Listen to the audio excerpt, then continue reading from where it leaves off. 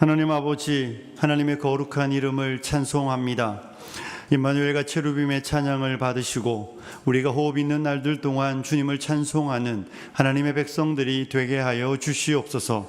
하나님, 오늘도 예배의 자리에 와서 하나님을 향하여 온 마음으로 올려드리는 우리의 예배를 받으시고 주께 영광이며 예배하는 모든 성도들 심령 안에 하나님이 부으시는 은혜가 넘치는 시간이 되게 하여 주시옵소서. 아버지 하나님 앞에 빈손 보이지 않고 마음을 담아 정성을 다하여 예물을 구별하여 드렸습니다. 하나님, 우리 사랑하는 성도님들의 삶의 자리에서 땀 흘릴 때마다 결실이 있게 하여 주시고 수고하는 모든 현장마다 좋은 일들이 있도록 주께서 풍성한 은혜를 허락하여 주시옵소서. 드려진 예물이 아버지 하나님의 나라와 영광을 위하여 복되고 아름답게 사용되게 하여 주시옵소서. 아버지 하나님, 성경학교와 수련회가 진행 가운데 있습니다. 어제는 좋은 날씨 주셔서 감사하고 앞으로도 모든 시간 은혜 위에 은혜로 함께하여 주시옵소서. 하나님의 말씀을 들으려고 합니다. 우리에게 듣는 마음 주시고 깨닫는 은혜를 허락하여 주시옵소서. 하나님의 은혜를 사모하며 주의 백성들을 축복하며 예수님 거룩하신 이름으로 기도드리옵나이다. 아멘. 할렐루야. 하나님의 은혜가 여러분의 삶에 넘치기를 축복합니다. 1교구 뒤에 유진자매인가요? 예, 스페인에서 왔네요. 잠깐 일어나 주세요. 예, 스페인에 있는데 우리 박수하겠습니다. 예. 여러분, 우리 지난주에 구원의 감격에 대해서 말씀을 살펴보았습니다. 구원은 감격이다. 그렇죠. 구원은 찬양을 만들어냅니다. 구원은 우리의 믿음을 더욱 견고하게 합니다. 이런 내용으로 살펴보았습니다.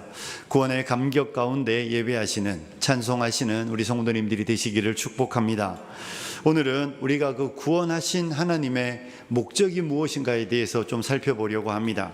하나님이 저와 여러분을 구원하셨다라고 말하면 우리가 구원받은 자로서 하나님 왜 우리를 구원하셨고 구원하신 이후에 그의 나라로 바로 가지 않고 이 땅을 살아가게 하시는가, 그분의 목적은 무엇이고 그분의 의도는 무엇인가에 대해서 살펴보려고 합니다. 오늘 우리가 읽은 본문은 빌립보서 3장 12절, 13절, 14절, 3절 말씀을 읽었습니다. 여기 보면 바울이 이런 이야기를 하고 있어요. 12절에 내가 이미 얻었다 함도 아니요 온전히 이루었다 함도 아니라. 그죠? 나는 얻은 것도 아니고 이룬 것도 아닙니다. 이렇게 말하고 있습니다. 13절에도 보면 나는 아직 내가 잡은 줄로 여기지 아니한다. 이렇게 말하고 있습니다. 우리말로 쉽게 이해하면 나는 아직이라는 말입니다. 나는 아직입니다. 나는 완성되지 않았습니다. 나는 아직까지 완전하게 거기에 다다르지 못했습니다. 사도 바울 선생님이 이렇게 말하고 있습니다. 여러분, 바울이 이렇게 이야기한다는 것은 저와 여러분에게 상당한 충격일 수 있습니다. 바울이 이 편지를 쓸 때는 로마의 감옥에서 그의 생애 가장 마지막에 쓰고 있는 편지입니다. 그러니 예수 만난 지 수십 년의 세월이 흘렀고 복음을 위하여 그의 평생을 드리고 산 사람이 이제 오늘 내일 죽음을 앞두고 있는 사도가 하고 있는데 나는 아직입니다. 이렇게 말하고 있습니다. 바울이 여기서 나는 아직이라고 말할 때 무엇의 아직이라는 말입니까? 바울은 도대체 무엇이 아직 모자란다는 이야기고 아직 무엇에 다다르지 못했다는 이야기일까요? 본문에 이렇게 보면 12절 중반에 오직 내가 그리스도 예수께 잡힌 바 된 그것을 잡으려고 달려간다 이렇게 말하고 있습니다. 바울은 그리스도 예수께 잡힌 바 된 그것 이렇게 말하고 있죠. 사도 바울은 먼저 그리스도 예수께 사로잡혔습니다. 그렇죠. 사도 바울이 하는 이야기는 주님이 말씀하시기를 너희가 나를 택한 것이 아니고 내가 너희를 택하여 세웠다라고 말씀하셨습니다. 믿으시기를 축복합니다. 우리가 주님의 손을 잡은 것이 아니라 주님이 우리의 손을 잡으셨습니다. 우리가 노력하고 애써서 구원을 받은 것이 아니라 하나님이 값없이 주시는 은혜의 선물로 구원을 받았습니다. 그러니까 그리스도 예수께 잡혔다는 것은 예수님이 바울을 잡으셨다는 의미죠. 그리고 잡힌 바 된 그것을 잡으려고 간다고 말할 때에는 내가 예수께 사로잡혀서 예수님이 나를 통하여 그분이 나를 이루게 하려고 하는 그 목적지를 향하여 가고 있는데 아직 다다르지 못했다는 이야기입니다. 여러분은 어떻습니까? 이미 혹시 다다르셨습니까? 아니면 아직 이르지 못하셨습니까? 우리 주님은 우리를 구원하셨습니다. 믿으시죠? 그런데 우리 한번 앞장으로 성경을 살짝 넘겨보겠습니다. 2장 12절부터입니다. 빌립보서 2장 12절부터 16절까지인데 12절만 같이 한번 읽어봅니다. 같이 읽습니다. 시작.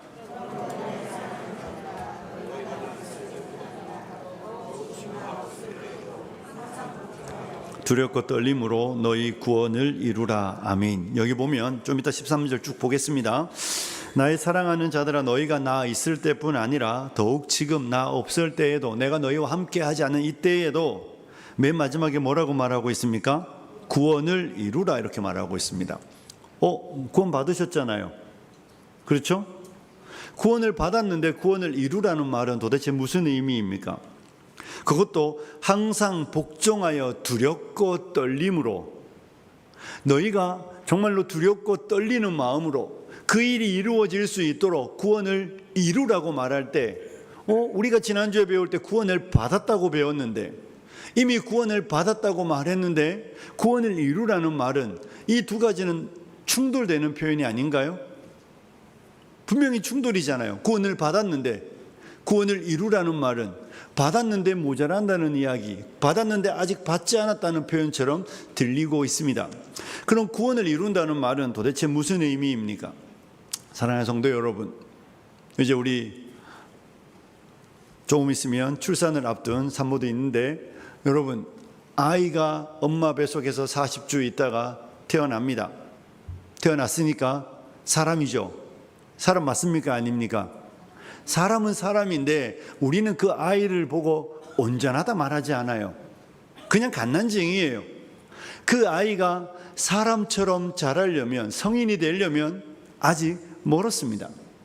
태어나긴 태어났지만 그 아이가 사람은 사람이지만 아직 누가 봐도 온전하진 않아요. 그래서 교육시키고 돌보고 양육하여 그 아이가 온전한 사람이 되도록 노력합니다. 여기서 구원을 이루라는 말은 그런 의미와 같은 것입니다. 우리가 하나님의 은혜로 인하여 값없이 구원을 받았습니다. 이것은 우리에게서 난 것이 아니고 하나님의 선물 맞습니다. 그런데 내가 예수 믿어서 구원을 받기는 받았지만 그렇다고 하여 저와 여러분이 완전합니까? 그건 아니라는 것입니다. 하나님이 우리로 하여금 이렇게 말씀하시죠. 의롭다고 하여 주셨습니다. 넌 이제 죄인이 아니냐, 의인이야, 이렇게 말씀하여 주셨지만 저와 여러분이, 우리가 우리를 살펴볼 때 우리 죄인이 아닌가요? 죄인이죠. 완전하지 않은 것입니다. 그래서 바울은 우리에게 구원을 이루라고 말하여 주고 있습니다. 우리 13절도 보도록 하겠습니다. 13절 읽습니다. 시작. 너희 안에서 행하시는 이는 하나님이시니 자기의 기쁘신 아멘. 너희 안에 행하시는 이는 하나님이시니 하나님의 기쁘신 뜻을 위하여 너희에게 소원을 두고 행하게 하신다. 하나님은 하나님의 기쁘신 그 뜻 안에서 저와 여러분 안에 큰 소원을 가지셨다는 것입니다. 그리고 그 소원 가운데 일하고 있다고 말하는 것이죠. 하나님의 소원이 무엇입니까? 우리 15절에 이렇게 되어 있죠. 이는 너희가 흠이 없고 순전하여 어그러지고 거스르는 세대 가운데에서, 그 부분 같이 읽을게요. 하나님의 흠 없는 자녀로 세상에서 그들 가운데 빛들로 나타내며, 여기 보면 어그러지고 거스르는 세대, 쉽게 말하면 하나님의 뜻에 복종하지 않는 이 시대 가운데에서 어떤 사람 되는 것입니까? 흠 없고 순전한 사람, 다른 말로 말하면 흠 없는 하나님의 자녀. 그래서 세상에서, 세상 사람들 가운데 빛들로 나타내는 것입니다. 우리가 흠없고 순전한 사람 되어서 우리를 통해 하나님의 영광의 빛이 세상에 드러나도록 하는 것, 이것이 우리 안에 행하시는 하나님의 기뻐하시는 뜻이고 계획인 것이죠. 16절도 같이 읽어볼까요? 같이 읽습니다. 시작. 생명의 말씀을 밝혀 나의 다름질이 헛되지 아니하고 수고도 헛되지 아니하므로 그리스도의 날에 내가 자랑할 것이 있게 하려 함이라. 아멘. 예수님 오시는 날에 내가 자랑할 게 있었으면 좋겠다, 이렇게 말하는 거죠. 이 바울이 자랑하려면 자랑할 내용이 있어야 되잖아요. 그 내용이 무엇이라는 것입니까? 너희가 흠없고 순전한 자의 모습을 갖추면, 너희가 이 세상 가운데 하나님의 흠없는 자녀로 드러나면 내가 하나님의 앞에서 그리스도의 날에 자랑할 게 있다는 것입니다. 그런데 만약에 너희가 어그러지고 거스르는 세대 가운데 있으면서 너희의 모습이 흠없지 아니하고 순전하지 아니하고 내가 너희를 죄와 사망에서 구원하여 내었는데 여전히 그 옛사람의 모습으로 그대로 너희 가운데 있다면 나는 자랑할 게 없고 부끄럽다는 이야기겠죠. 내가 너희의 모습을 통하여 그리스도의 날에 자랑할 게 있도록 너희가 그렇게 되어 가는 것, 이것이 하나님의 뜻이라고 말하고 있는 것입니다. 사랑하는 성도 여러분, 여러분은 자식 농사 잘 짓고 계십니까? 물론 결혼 안 한 분들은 나중에 결혼도 하시고 자식 농사 잘 짓기를 부탁드립니다. 여러분, 자식 농사 잘 지었다는 건 세대마다 다 다릅니다. 저처럼 이제 저희 아이들이 중고등학교 다닐 때 자식 농사 잘 지으면 다 이것만 생각하죠. 공부 잘한다더라. 그러면 그 집 참 괜찮겠다. 좀 더 크면 좋은 대학 가고 취직 잘하고 그러면 결혼도 잘하면 그 집 참 성공했네. 자식 농사 잘 지었네. 근데 다 거짓말입니다. 자식 농사 잘 지었는지는 아직 모릅니다. 우리 여기 소망교구 어르신쯤 되면 자식 농사 잘 지었는지 안 지었는지 알 수 있습니다. 내가 힘이 없고 내가 연약하여져서 내 스스로 무엇을 할 수 없을 때 자녀들이 나를 향하여 어떻게 하는지가 내 농사의 결과입니다. 그렇지 않습니까? 젊었을 때 뼈 빠지게 일하여 뒷바라지 해줬는데 부모님 힘 없다고 뒤도 안 돌아보고 그냥 자기만 돌보는 자녀가 있으면 자식 농사 잘 지은 거 아니잖아요. 내가 힘 없어졌을 때 서로 돌보겠다고, 서로 모시겠다고, 서로 우리가 내 삶을 헌신하겠다고 말하면 그게 훌륭한 자식 농사인 것이죠. 그러니 아직 농사가 끝나지 않았습니다. 사랑하는 성도 여러분, 바울은 우리에게 그런 이야기하고 있습니다. 내가 너희를 양육하여 내가 너희를 돌보아 이 돌봄이 그리스도 예수의 날에 부끄럽지 않도록 여러분들이 그렇게 되어 주시기를 부탁하고 있는 것이죠. 이 내용이 오늘 우리가 읽은 본문에 오면 그 이야기예요. 내가 그리스도 예수께 잡힌 바 된 그것을 잡으려고 쫓아가고 있다는 것입니다. 사도 바울이 하는 이야기에 귀 기울이셔야 합니다. 그런데 나는 아직이라는 것입니다. 주님과 그렇게 친밀하게 교제하고 주님의 복음을 위하여 열심히 살고 예수 그리스도의 은혜를 그렇게 받아 누리며 지금 살 날이 얼마 남지 않은 사도 바울이 우리에게 주고 있는 이야기는 나는 아직 그리스도 예수의 장성한 분량에까지 이르지 못했습니다. 나는 아직은 아닙니다라고 말하여 주고 있다는 것은 저와 여러분에게 상당한 경각심을 주는 것이죠. 사랑하는 성도 여러분, 여러분은 어떻습니까? 여러분은 다다르셨습니까? 아니면 다가가고 있습니까? 여러분은 어떻게 되어져 가고 있습니까? 저와 여러분은 우리가 우리를 평가할 때 어떻게 평가하시겠습니까? 저와 여러분이 예수를 믿었다는 것은 끝이 아니라 시작입니다. 그리고 그 시작은 분명한 목적이 있는 것이고 그 목적은 그리스도 예수를 닮아가는 데 있습니다. 교회가 있고 여러분이 저 문을 열고 들어오셨을 때에는 여러분의 옛사람은 어땠는지 제가 잘 모릅니다. 하지만 저 문을 열고 들어와 여기에 앉아 있는 날들 동안 우리는 그리스도 예수를 닮은 사람으로 변해가야 되는 줄로 믿습니다. 이것이 바울이 오늘 우리에게 하고 있는 첫 번째 이야기입니다. 나는 아직입니다. 나는 내가 잡은 줄로 생각하지 않습니다. 나는 내가 목적지에 다다랐다고 확신하지 않습니다. 나는 아직 거기에 이르지 못했습니다. 우리가 성령님을 참 좋아합니다. 여러분, 성령님께서 우리 안에 행하시는 일이 무엇입니까? 성령님이 우리 안에 행하시는 가장 중요한 일은 저와 여러분이 예수 닮도록 우리 안에 역사하시는 것입니다. 그분이 우리 안에 하시는 가장 중요한 일은 저와 여러분이 예수를 닮는 사람 되는 데 있습니다. 그분은 다른 목적이 있지 않습니다.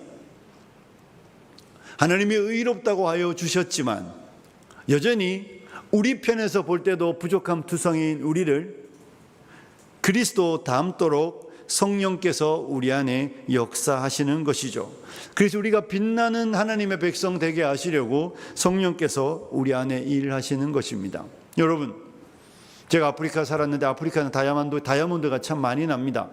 여러분이 만약에 다이아몬드를 하나 캤습니다. 이만한 주먹만한 거 키면 참 좋겠죠. 그런데 사실 발견해도 다이아몬드인지 잘 모르실 거예요. 그거 발견한다고 해서 가치 있는 게 아니라 세공이 들어가야죠. 갈고 닦고 계속해서 깎아내어서 가장 빛나는 보석이 될 때 가치를 바라는 것입니다. 우리가 그리스도 예수를 믿었다는 것은 그냥 원석인 거예요. 거기서 시작하여 빛나는 보석으로 되게 하시려고 성령께서 저와 여러분 안에 일하시고 있는 것입니다. 그런데 바울이 그렇게 말하는 거죠. 나는 아직 완벽하게 빛나는, 우리 가운데 오셔서 그 영광을 보이셨던 예수님의 모습에 다다르지 못했습니다. 나는 아직 예수님의 닮았다고 하기에는 저의 말과 행동과 생각과 태도와 얼굴 표정과 몸짓까지 저는 예수님을 아직 닮지 못했습니다. 이렇게 이야기하고 있습니다. 바울 사도는 에베소서 4장 15절에 이런 말씀을 하고 있습니다. 오직 사랑 안에서 참된 것을 하여 범사에 그에게까지 자랄지라. 그는 머리니 곧 그리스도라. 그에게까지 자라라, 이렇게 말하고 있습니다. 저와 여러분의 목적지는 예수님입니다. 믿으시기를 축복합니다. 우리의 비교 대상은 옆에 앉아 있는 사람 아니에요. 우리의 비교는 내 옆에 있는 사람 아닙니다. 내 옆에서 내가 볼 때 나보다 못한 그 사람이 여러분의 비교 대상이 아닌 거예요. 나는 저 사람에 비하면 엄청 괜찮은데, 이게 우리의 수준이면 안 되는 것이죠. 우리의 비교는 오직 예수와 비교하는 것입니다. 오직 예수님이 우리의 비교 대상입니다. 내가 예수 그리스도에게 다다랐는가, 다다르고 있는가, 그렇지 않는가가 우리가 생각해야 되는 오직 유일한 기준인 것입니다. 바울은 그 이야기를 하고 나는 아직이라고 말하고 있는 것입니다. 우리 모두가 아직인 줄로 알고 있습니다.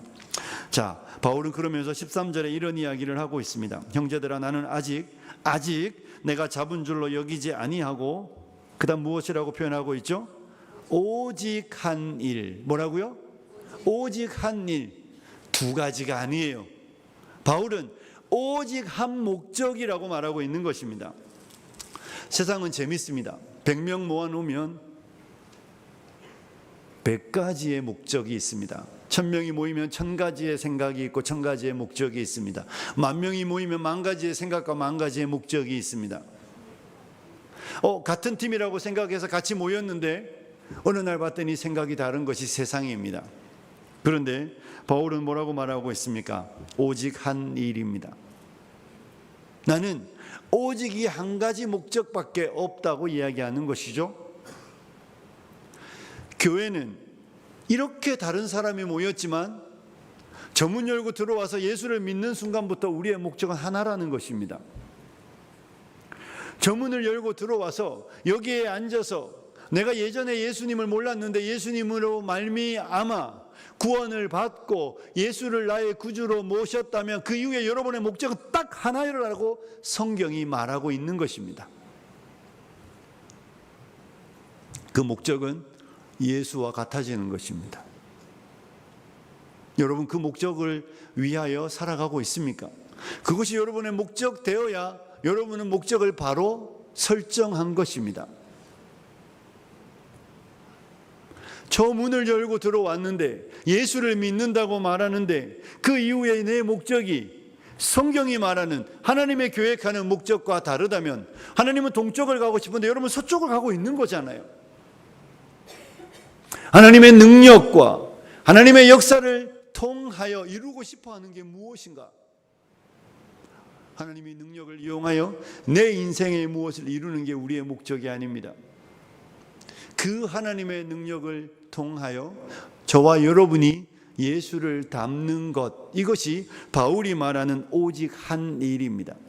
저는 우리 사랑하는 성도님들이 이 목적을 쫓아 살아가시는 분들이 되시기를 축복합니다. 그런데 오늘날 사탄이 하는 일이 무엇인 줄 아십니까? 사탄은 우리를 바쁘게 만듭니다. 엄청 바쁘게 만듭니다. 우리로 하여금 바쁘고 분주하여 생각할 틈을 허락하지 않습니다. 바쁜데 무슨 생각을 하겠습니까? 바쁜데 무슨 여유를 만들어내어 생각을 하겠습니까? 이 세상 일에 너무 바쁘면 축복이 아니라 영적인 상황이 좀 심각해져 갈 것입니다. 목회자들에게 마치 텔레비전을 보거나 기독교 방송을 보면 어느 교회는 무슨 사역도 하고 무슨 사역도 하고 무슨 사역도 하고 막 엄청난 일들, 많은 프로그램들을 하면 성공한 목회자와 성공한 교회인 것처럼 느껴지는데, 그 프로그램에 목사가 함몰되는 순간 목사 스스로도 부름받은 목적을 잃어버립니다. 목사는 목사이기 전에 한 명의 성도입니다. 목회자는 똑같이 여러분과 같이 예수를 닮도록 부름을 받은 사람입니다. 그런데 프로그램을, 무슨 일들을, 무슨 사역들을, 그 사역에 올인하는 순간 목사 스스로 설교를 위하여 성경을 읽을지 모르지만 하나님의 앞에 경건을 위하여 말씀은 읽지 않겠죠. 사역을 위하여 기도는 하지만 목사가 거룩하여 지기 위하여 기도하는 데서는 멀어지게 되는 것입니다. 엄청 이런 거겠죠. 부모가 되어서 자녀를 돌보기 위하여 아침부터 저녁까지 열심히 일하는 좋은 아빠 좋습니다. 그런데 자녀는 놓칩니다. 돈은 많이 벌어서 자녀들에게 아낌없이 준 것 같은데 자녀들은 그 시간들 속에 아빠가 누구인지, 아빠와 인격적 교제를 하지 못하는 것이죠. 이건 치명적인 실수로 남게 됩니다. 사랑하는 성도 여러분, 우리의 목적은 오직 한 일입니다. 성도로 부름받은 저와 여러분이 예수 그리스도를 닮는 것, 예수와 같아지는 것. 똑같은 틀에서 찍어냈으면 똑같은 물건이 나와야 되잖아요. 우리가 스마트폰을 쓰면 같은 기종이면 다 똑같습니다. 그리스도 예수 안에서 새로워졌으면 같아지는 게 우리의 목적이어야 되는 것이죠. 이것이 오직 한 일이라고 바울이 우리에게 가르쳐주고 있는 이야기입니다. 사도 바울이 사명을 감당하고 있습니다. 지금도 복음을 전했다는 이유로 예수를 전하는 증인이 되었기 때문에 로마의 감옥에 갇혀 있으면서도 그가 잊지 않는 한 가지 중요한 사명은 그리스도 예수와 같아지는 것. 그리스도 예수 안에 잡힌 바되 그것을 잡기 위하여 달려가는 그 일들을 놓치지 않습니다. 바울이 그 일들을 놓쳤다면, 잘은 모르겠지만 바울은 어쩌면 열정이 있고 다혈질적인 사람이었기 때문에 세월 지나가면 많은 사역은 이루었을지 모르지만 그 옆에 사람들이 견뎌내지 못했을 것입니다. 하지만 그는 세월 지나고 주님을 위해 사역하는 만큼 그의 그리스도 예수를 닮아가는 삶의 모습도 점점 예수와 같아졌던 것이죠. 우리는 어떤 목적을 가지고 오늘 이 주일의 예배당에 오셨습니까? 어떤 목적을 위하여 살아가고 있습니까? 사랑하는 성도 여러분, 우리의 오직 한 일이 예수 닮는 것이 되기를 주님의 이름으로 축복합니다. 그것이어야 합니다. 그러면서 바울은 그렇기 때문에 이렇게 말하고 있습니다. 12절에도 보면 맨 끝에 그것을 잡으려고 달려가노라, 14절에도 달려가노라 이렇게 말하고 있습니다. 사도 바울은 얻기 위하여 달려가고 있습니다. 여러분, 경기하는 선수들 보십시오. 특별히 100m 스프린트 하는 선수들은 정말 결승점에 다다르면 가슴을 내밀든지 하면서 최대한 빨리 다다르려고 애쓰는 모습을 보셨을 것입니다. 바울은 여기서 그 표현을 쓰고 있는 것입니다. 나는 달려간다. 나는 그것을 얻기 위하여 손을 뻗는다. 나는 그것을 잡기 위하여 애쓰고 노력한다. 이렇게 말하여 주고 있는 것이죠. 그냥 되는 게 아니라 힘쓰고 애써야 되는 일이라는 것은 바울은 알고 있습니다.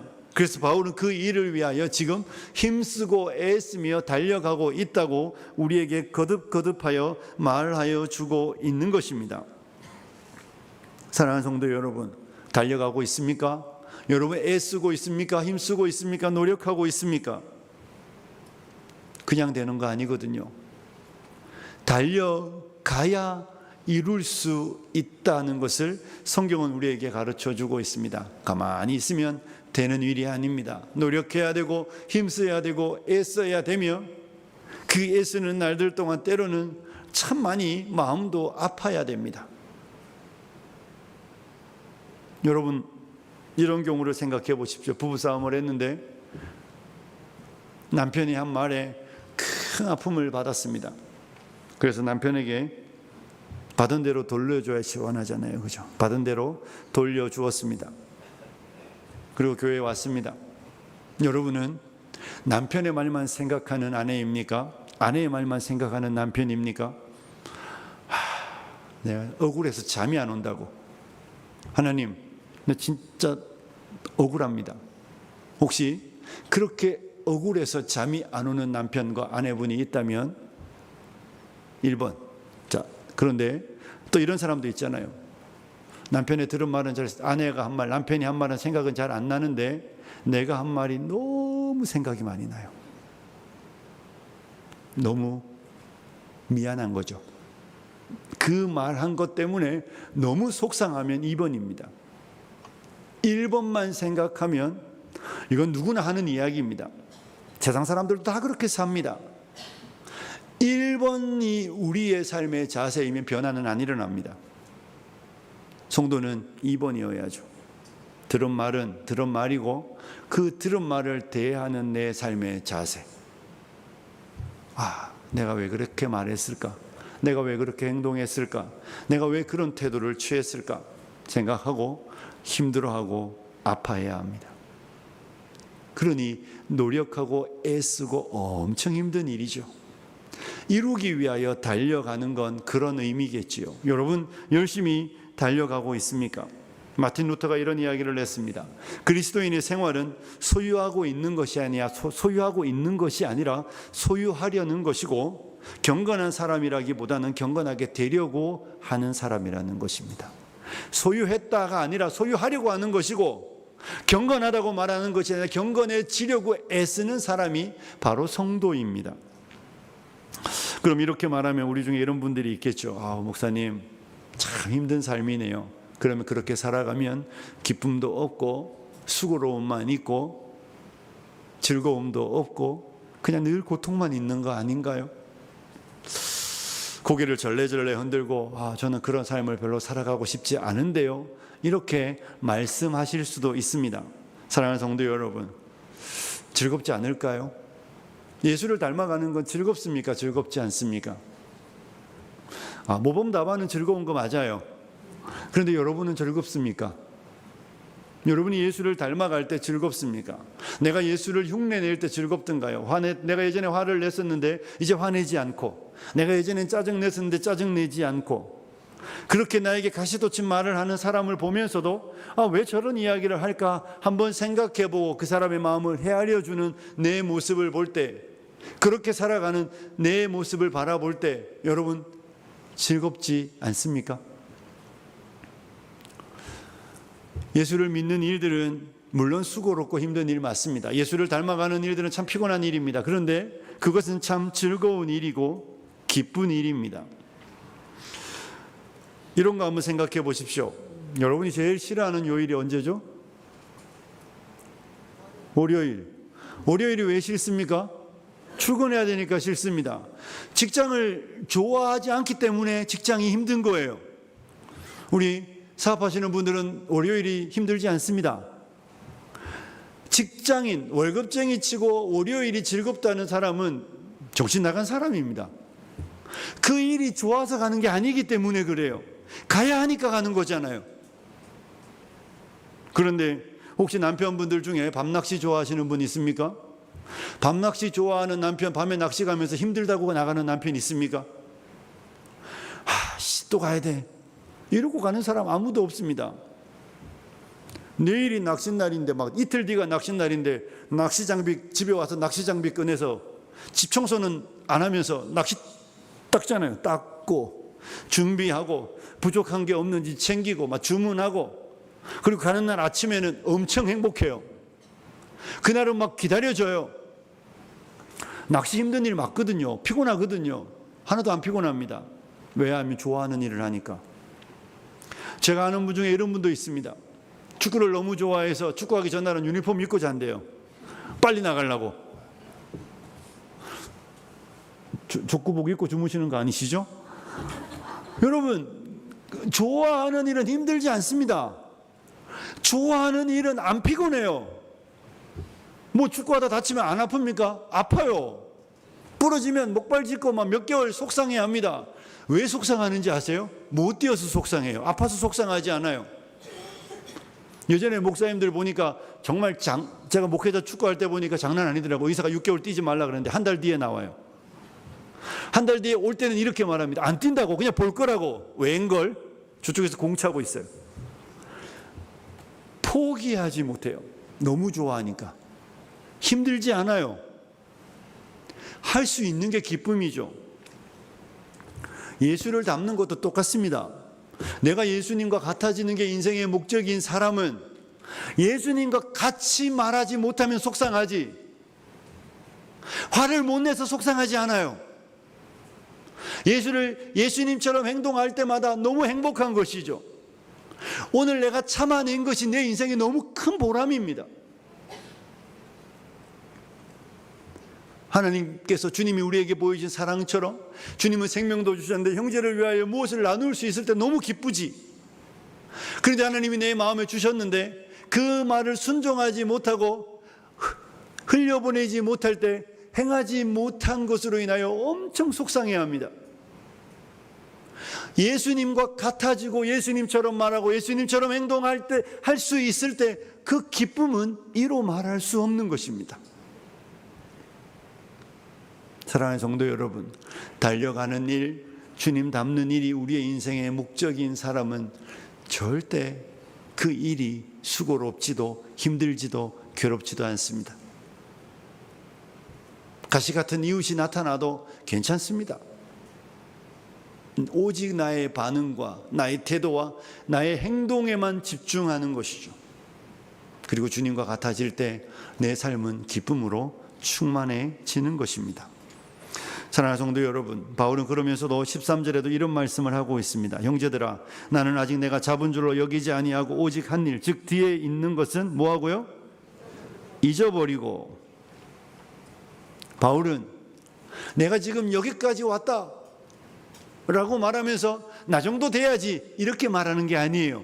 나는 예수를 믿은 날부터 지금 내가 이 빌립보 감옥에 있으면서 그때를 생각하면 지금 내가 엄청 많이 변해 있는 거 자기도 알겠죠.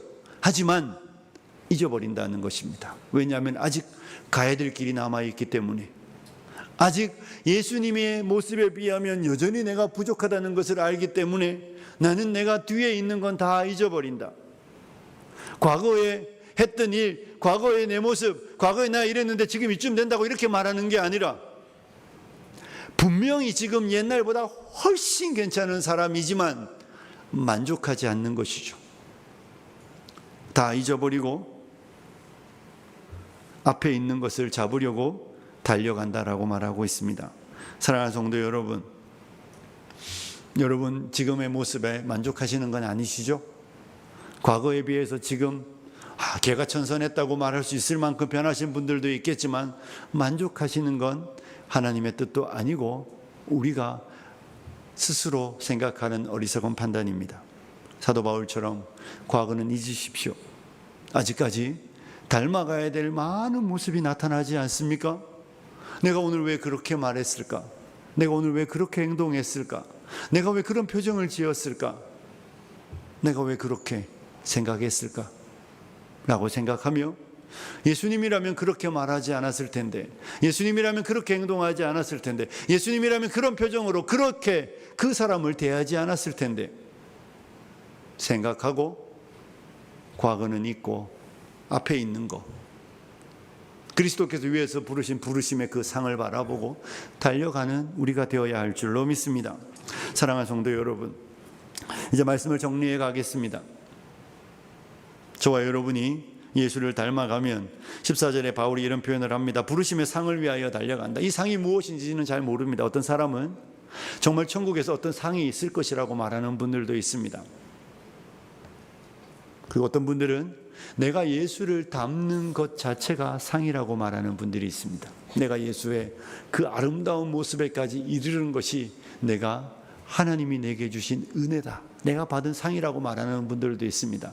어찌되었든지 무엇이든 하나님의 나라에서 무엇이 있겠죠. 하지만 더 큰 은혜는 정말 우리가 예수 닮을 수 있는 것이 얼마나 큰 은혜인지 모릅니다.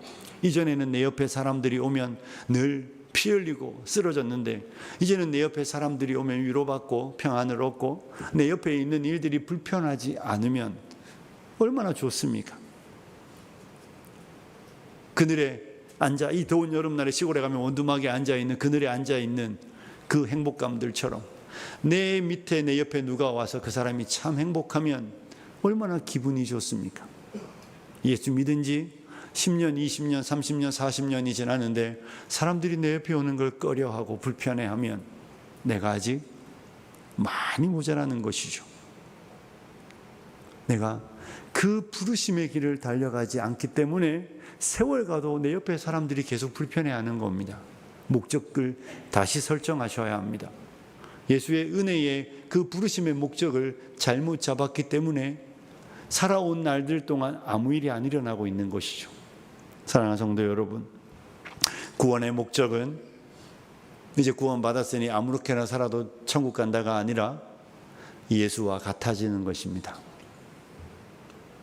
머리부터 발끝까지, 생각부터 모든 것이 예수와 같아지는 것, 이것이 하나님이 우리 안에 이루어 가시는 구원의 완성입니다. 저는 우리 사랑하는 성도님들이 이 거룩한 목적을 기억하셨으면 좋겠습니다. 그리고 이 일을 위하여 달려가시는 여러분이 되시기를 주님의 이름으로 축복합니다. 기도하겠습니다. 하나님 아버지, 우리의 인생이 예수 닮는 것, 예수와 같아지는 것, 이것이 우리의 부르심이라는 것을 우리가 잊지 않게 하여 주시옵소서. 우리가 구원을 받았지만 근데 아직도 여전히 옛사람의 모습과 생각과 모든 것이 남아져 있는 우리의 이 삶들을 바라보며 한숨 지으며 탄식하며 우리가 예수 닮기 위하여 노력하고 예수님과 같아지기 위하여 달려가는, 그래서 이 땅에서 하나님의 흠없는 자녀들로 빛들로 나타내는 아름다운 주의 백성 되도록 성령님 우리 안에 역사하여 주시옵소서. 하루하루 변해가는 모습으로 하나님이 기뻐하시는 아름다운 성도 되도록 주님 역사하여 주옵소서. 예수님과 거룩하신 이름으로 기도드리옵나이다. 아멘.